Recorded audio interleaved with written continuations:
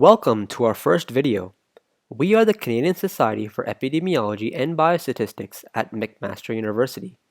We are an interdisciplinary student-run organization that aims to provide an avenue for undergraduate and graduate students to explore their interests in epidemiology and biostatistics.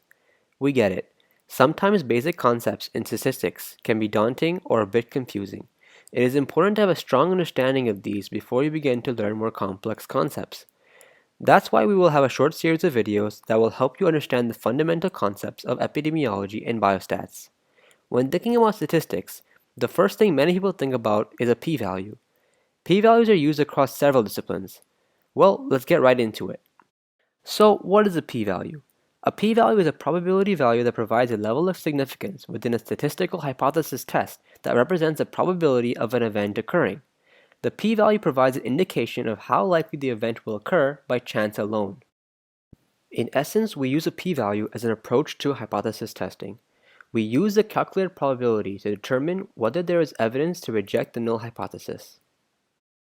Once you calculate a p-value, you can draw conclusions about your study from your calculated p-value. So a smaller p-value indicates strong evidence in favor of the alternate hypothesis. This also suggests your sample.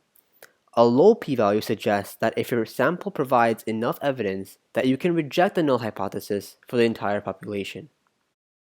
If the p-value is bigger than 0.1, then there is no evidence against the null hypothesis and the data appears to be consistent with the null hypothesis.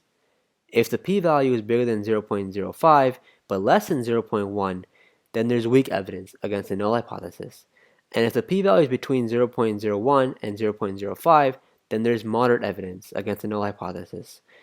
And if the p-value is between 0.001 and 0.01, then we find strong evidence. And finally, if the p-value is less than 0.001, then we find very strong evidence against the null hypothesis in favor of the alternative hypothesis.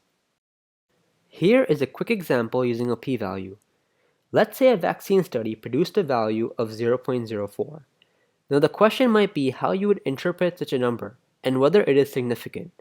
This p-value indicates that if a vaccine had no effect on your health and immunity, you would obtain the observed difference of about 4% to be due to random sampling error. In other words, given that our p-value is less than 0.05, we are mostly certain that we have enough evidence that the null hypothesis, which is this vaccine not having an effect on immunity, could be rejected. A common misunderstanding of p-values is that the calculated probability is suggestive of the importance or size of the observed effect. It is imperative that researchers only interpret the p-value in terms of rejecting the null hypothesis. In some cases, a statistically significant result can be due to sample size. If a study has a larger sample size, it may increase the likelihood of statistical significance.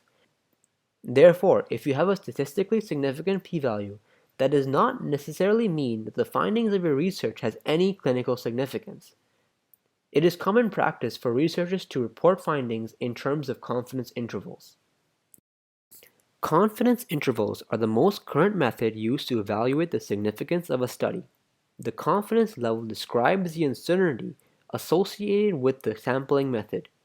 As shown in the example, a confidence interval has a lower limit and an upper limit. In this example, we have a 95% confidence level that the interval would indeed include the parameter and 5% that it would be an outlier. This is important since the confidence interval gives you a bigger picture and a better idea on whether the study results are significant. Therefore, you can use it as a way of comparing different studies and their significance. Thanks for listening to this short video on p-values. If you have any questions, please email us, and stay tuned for future videos.